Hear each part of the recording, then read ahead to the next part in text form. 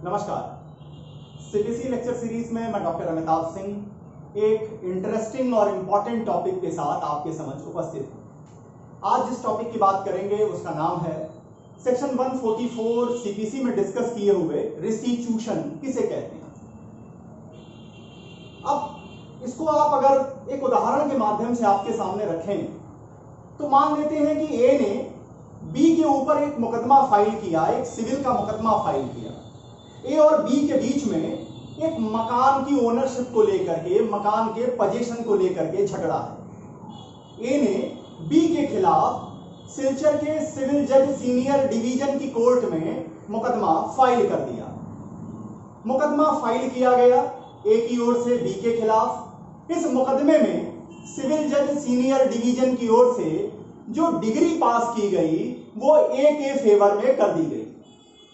तो अभी तक सीपीसी में आप इतना जान चुके हैं कि जब कोई डिग्री किसी व्यक्ति के फेवर में दी जाती है तो वो डिग्री होल्डर बन जाता है। तो यहां ए डिग्री होल्डर बन गया और बी जजमेंट डेप्टर बना। डिग्री होल्डर को सीपीसी पावर देती है कि वो ऑर्डर नंबर 21 में बताए गए तरीकों का इस्तेमाल करके एग्जीक्यूशन की पिटीशन फाइल करें और डिग्री के फ्रूट्स को रिटेन करें, डिग्री के फ्रूट्स को इंटरटेन कर लें। ए ने एग्जीक्यूशन पिटीशन फाइल की और मकान का पोजीशन उन्होंने ले लिया। अब बी जो कि जजमेंट डेप्टर था उसके पास राइट बना था उस डिग्री उस ऑर्डर के खिलाफ अपील फाइल करने का। उन्होंने अपील फाइल की जिला जज सिलचर के कोर्ट में, लेकिन यहां फर्स्ट अपील भी ए के फेवर में चली गई। अब बी जाता है हाई कोर्ट सेकंड अपील को लेकर के। जब बी सेकंड अपील लेकर के गुवाहाटी हाई कोर्ट जाता है तो वहां यह फाइनल किया जाता है कि निचली कोर्ट जो सिविल जज सीनियर डिवीजन की कोर्ट सिलचर ने जो जजमेंट दिया था, जो डिग्री दी थी ए के फेवर में, उसमें कुछ खामियां हैं, उसमें कुछ गलतियां हैं और वास्तव में उस मकान का हकदार अगर कोई है, उस पोजीशन उस ओनरशिप का अगर कोई हकदार है तो वो बी है। तो अब प्रश्न उठता है कि आखिर बी कहां जाएगा? क्या बी की मदद करने के लिए सीपीसी में कोई सेक्शन है?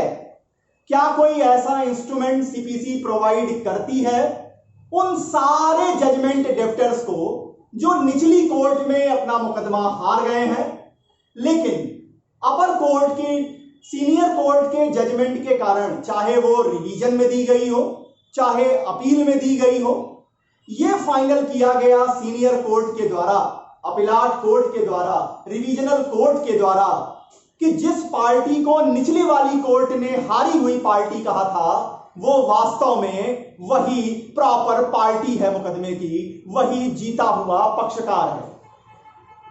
तब आखिर वो व्यक्ति जिसने इतने लंबे समय तक इस संघर्ष को झेला, क्या उसे उसके फ्रूट्स वापस मिलेंगे? इन सारे प्रश्नों का जवाब सीपीसी का सेक्शन नंबर 144 देता है। सेक्शन 144 रिस्टीट्यूशन की बात करता है। रिस्टीट्यूशन कहने का मतलब ही है restoring the fruits of the case to the proper party.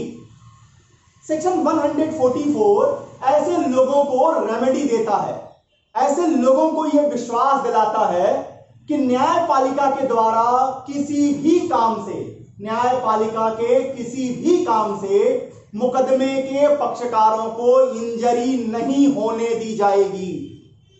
अगर निचली कोर्ट के डिसीजन से, जो कि इरोनियस है, इरोनियस इसलिए क्योंकि उसे अपर कोर्ट ने, उसे अपीलाट कोर्ट ने, उसे रिवीजन कोर्ट ने सेट असाइड कर दिया है, रिवर्स कर दिया है, तो निचली कोर्ट का दिया गया डिसीजन, निचली कोर्ट के दिए गए जजमेंट और डिग्री इरोनियस हो गई। अगर उस इरोनियस डिग्री के एग्जीक्यूशन में अगर फ्रूट आपसे ले भी लिया गया है तो कोई बात नहीं है, आपको रीस्टोर कराया जाएगा उस स्थिति में जिस स्थिति में आप होते अगर वो मुकदमा निचली कोर्ट में आप जीत गए होते। तो ये पूरा process section number 144 restitution discuss करता है। रिस्टिट्यूशन का यह कॉन्सेप्ट एक लैटिन फॉर्मूले के ऊपर बेस करता है और वो लैटिन फॉर्मूला है एक्टस क्यूरी निमेनियम ग्रेविट। क्या होता है फॉर्मूला, क्या इसकी मीनिंग है, इसे देखते हैं। यह फॉर्मूला है एक्टस क्यूरी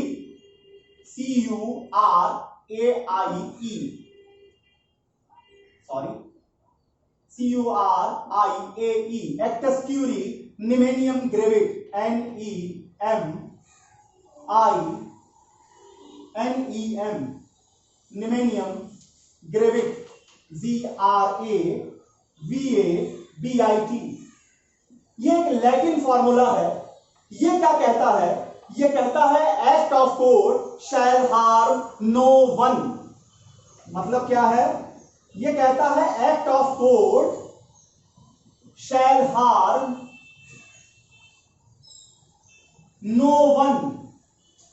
न्यायालय के किसी भी काम से किसी भी व्यक्ति का नुकसान नहीं होगा, नहीं होना चाहिए। अगर कोर्ट के जजमेंट, कोर्ट की डिग्री से, कोर्ट के किसी ऑर्डर से अगर किसी व्यक्ति के राइट्स वायलेट हुए हैं, अगर उससे फ्रूट्स गलत तरीके से ले लिए गए हैं, तो उसको वापस रिस्टोर करना होगा। यह जिम्मेदारी भी कोर्ट्स की बनती है। यहां पर आते हैं लॉर्ड केन्स, वो एक फॉर्मूला देते हैं, वो एक कॉन्सेप्ट डिस्कस करते हैं। लॉर्ड केन्स कहते हैं CAIRNS, लॉर्ड केन्स कहते हैं the foremost and highest duty of the courts, highest duty of the courts to take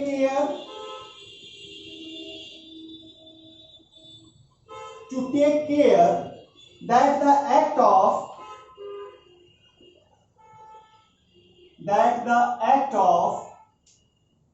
courts does not causes injury to the suitors। अब लॉर्ड केन्स जो कहना चाहते हैं, यहीं पर आपको रिस्टिट्यूशन का पूरी सेंट्रल आइडिया मिल जाएगी। लॉर्ड केन्स ये कह रहे हैं कि कोर्ट्स की फोरमोस्ट और हाईएस्ट अगर कोई ड्यूटी है तो वो ये है कि वो टेक केयर करें, वो इस बात का ध्यान रखें कि कोर्ट के किसी भी एक्टिविटी से जो मुकदमा फाइल करने वाले हैं, जो मुकदमे के पक्षकार हैं, जो मुकदमे से जुड़े हुए लोग हैं, सूटर्स जो हैं, इनको इंजरी कॉज नहीं होनी चाहिए, इनको विधिक रूप से नुकसान नहीं होना चाहिए। मतलब पक्षकारों की गलती से अगर कहीं है उसकी बात अलग है, लेकिन अगर न्यायपालिका से, अगर कोर्ट्स के इंटरप्रिटेशन में कोई फॉल्ट हो जाती है, कोई जजमेंट और डिग्री दे दी जाती है जो आगे चल के इरोनियस हो जाती है, तो उस इरोनियस जजमेंट और डिग्री के एग्जीक्यूशन में जो फ्रूट्स गलत आदमी को मिल गए हैं, वहां से उन फ्रूट्स को लेकर के प्रॉपर पार्टी को रिस्टोर कराने की जिम्मेवारी भी सारे कोर्ट्स की बनती है। यह कॉन्सेप्ट है रिस्टिट्यूशन सेक्शन नंबर 144 सीपीसी की। लैटिन फॉर्मूला है एक्टस क्यूरी निमेनियम ग्रेविट का। मतलब क्या है, act of court shall harm no one. किसी भी कोर्ट के काम से किसी व्यक्ति को नुकसान नहीं होना चाहिए या नहीं होगा। लॉर्ड केन्स कहते हैं कि कोर्ट्स की यह फोरमोस्ट और हाईएस्ट ड्यूटी है कि वो इस बात का ध्यान रखें कि न्यायालय के काम से मुकदमे के पक्षकारों को इंजरी नहीं होनी चाहिए। अब रिस्टिट्यूशन का आखिर लिटरल मीनिंग क्या है, ये तो हो गया एकेडमिक मीनिंग, लेकिन अगर एक सामान्य आदमी को समझना हो, एक सामान्य व्यक्ति जिसके घर में मुकदमा है या वो किसी मुकदमे की पार्टी है, अगर वो रिस्टिट्यूशन समझना चाहे तो उसे ना डिफिनीशन से मतलब है ना ही लैटिन के फार्मूले से, उसको सीधे सीधे बस इतना मतलब है कि आखिर उसके पक्ष में, आखिर जो अगर कहीं हार भी गया निचली कोर्ट में, तो क्या कोई सहारा देने के लिए इंस्ट्रूमेंट है सीपीसी में, अगर आगे चल के वो उसमें अपील जीत जाए तो जी है वो, इसका नाम है रिस्टिट्यूशन। कैसे? रिस्टिट्यूशन को अगर आप लिटरल समझिए तो रिस्टिट्यूशन का मतलब होता है restoration, restoration of the fruits of a case to proper parties।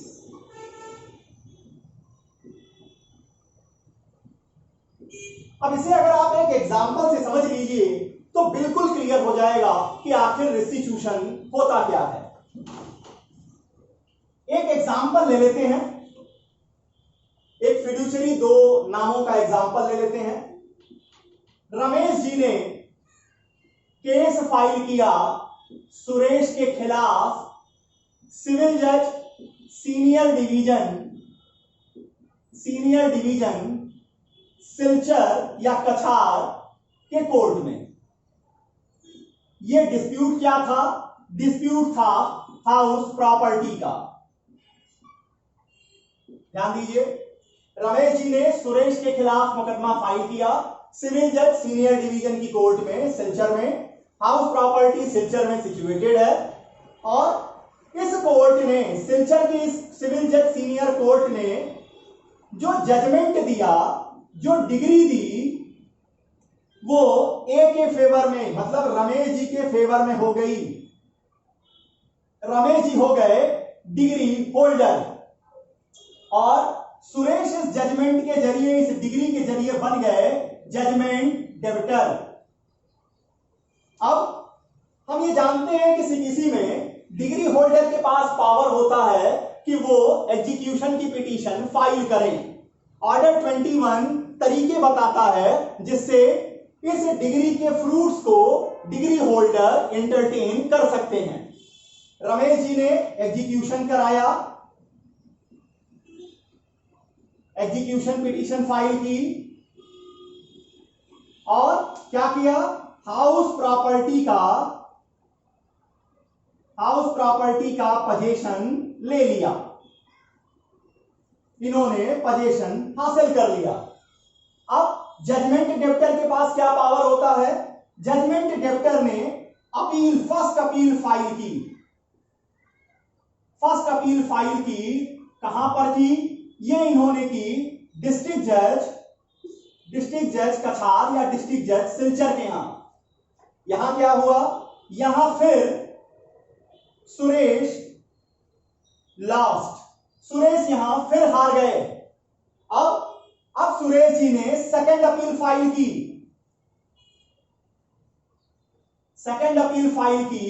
Guwahati high court में। अब गुवाहाटी हाई कोर्ट में जो ऑर्डर आया, उन्होंने कहा सुरेश won the केस।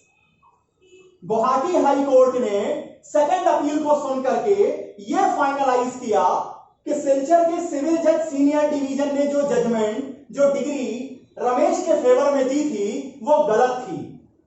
अब प्रश्न उठेगा कि अब जब मकान का पोजीशन भी रमेश के पास जा चुका है, इस सारी प्रोसीडिंग में 5 साल 6 साल लग गए हैं, अब आखिर सुरेश को रेमेडी कैसे मिलेगी?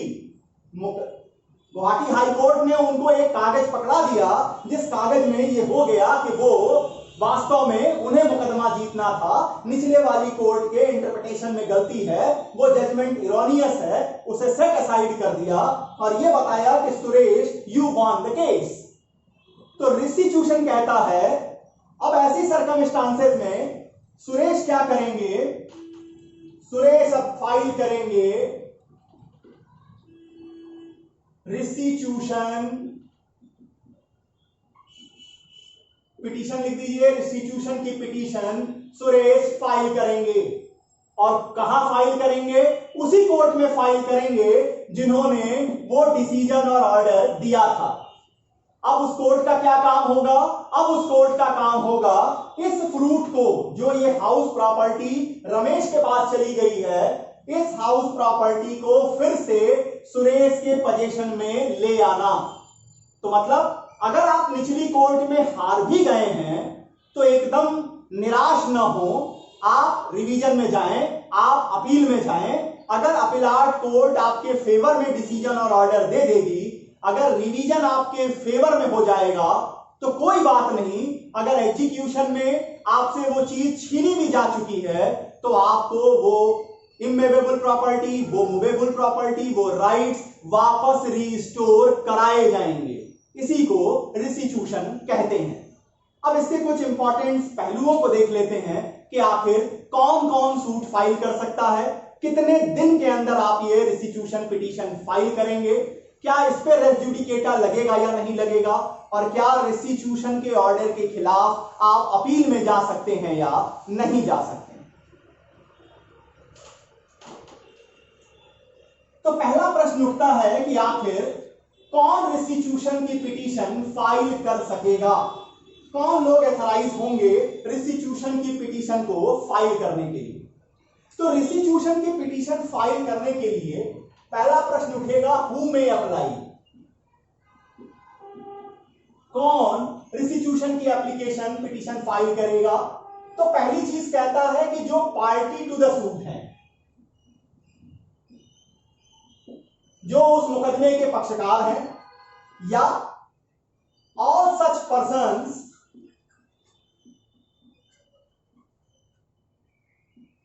who have right according decision / judgment of senior court। अब समझिए, जो मुकदमे के पक्षकार हैं, मुकदमे का पक्षकार है, जो जजमेंट डेप्टर बन गया, वो तो फाइल कर ही सकता है रिस्टिट्यूशन। वो लोग भी रिस्टिट्यूशन की पिटीशन फाइल कर सकते हैं जिनका उस प्रॉपर्टियल, जिसमें उस subject matter of the case में उनको कोई राइट बनता है सीनियर कोर्ट, चाहे वो अपीलाट कोर्ट हो, चाहे वो रिवीजन कोर्ट हो। अगर वो ये बताती है कि आपको राइट बनता है तो आप भी सूट फाइल रिस्टिट्यूशन की पिटीशन फाइल कर सकते हैं। अब बात उठेगी कि आखिर कौन कौन सी शर्तें पूरी करनी होंगी, क्या इंग्रेडिएंट्स पूरे करने होंगे रिस्टिट्यूशन की एप्लीकेशन या पिटीशन को फाइल करने के लिए। तो उसके लिए कहता है कि 3 चीजें आपको ध्यान में देनी होंगी। नंबर 1, अगर इंग्रेडिएंट्स की बात करें तो there must be an erroneous judgement.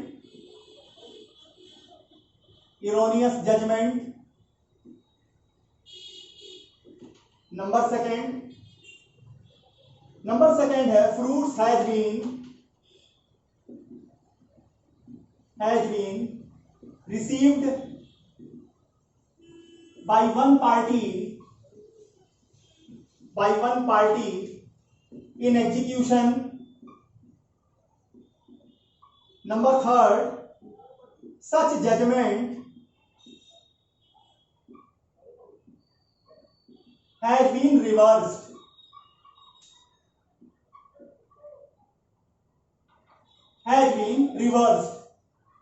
मतलब यहां क्यों जजमेंट इरोनियस लिखा जा रहा है, इस पे ध्यान दीजिएगा। जजमेंट तो ठीक है, इरोनियस क्यों? इरोनियस इसलिए कि उसे अपीलाट कोर्ट ने या रिवीजन की कोर्ट ने रिवीजन के पावर का इस्तेमाल करते हुए, अपीलाट कोर्ट के पावर का इस्तेमाल करते हुए रिवर्स कर दिया है। उस जजमेंट में गलती निकाल दी है कि वो जजमेंट सही नहीं हुआ, इसलिए इरोनियस जजमेंट। उस जजमेंट के, इरोनियस जजमेंट के एग्जीक्यूशन में फ्रूट्स एक पार्टी के द्वारा रिसीव की जा चुकी है। एक पार्टी उस फ्रूट्स को एंजॉय कर रहे हैं या कर चुके हैं, और अपीलाट कोर्ट ने, रिवीजन कोर्ट ने उस इरोनियस जजमेंट को रिवर्स कर दिया है। तो जिसके फेवर में रिवर्स किया है वो रिस्टिट्यूशन की पिटीशन फाइल करेंगे। कितने दिनों के अंदर करेंगे, कितना लिमिटेशन पीरियड है? इस पर ध्यान दीजिए। लिमिटेशन पीरियड यहां पर है 12 years from date of judgement oblique order of superior court. जिस दिन अपीलाट कोर्ट ने, रिवीजन कोर्ट ने उस इरोनियस जजमेंट को रिवर्स किया है, वहां से 12 साल का समय आपको मिलता है। 12 साल का टाइम पीरियड आपके पास है कि आप 12 साल के अंदर किस दिन से, पहले मुकदमे के दिन से नहीं, इरोनियस जजमेंट के दिन से नहीं, जिस दिन अपीलाट कोर्ट ने या रिवीजन कोर्ट ने उस इरोनियस जजमेंट को सेट असाइड किया है, आपको एथराइज किया कि आप वास्तव में विजेता हैं, आप इस मुकदमे के जीतने वाले पक्षकार हैं, उस डेट से 12 साल का समय मिलता है कि आप रिस्टिट्यूशन की पिटीशन फाइल कर सकते हैं। एक एग्जांपल के जरिए देख लीजिए कि आखिर ये 12 साल आप कैसे काउंट कर रहे हैं।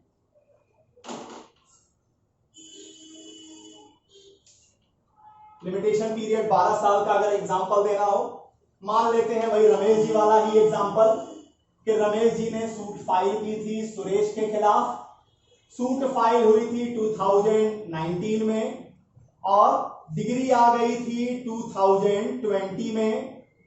एग्जीक्यूशन इन्होंने मान लिया कि ले लिया 2020 में ही। सुरेश ने अपील फाइल की और फर्स्ट अपील जो ये लॉस्ट कर गए, ये हुआ 2020 में। इन्होंने सेकंड अपील फाइल की, सेकंड अपील फाइनलाइज हुई मान लेते हैं 2025 में। अब रूल कहता है कि यहां पर सुरेश वॉन, तो आखिर वो कब तक अपनी सूट फाइल, कब तक रिस्टिट्यूशन की पिटीशन फाइल कर सकेंगे?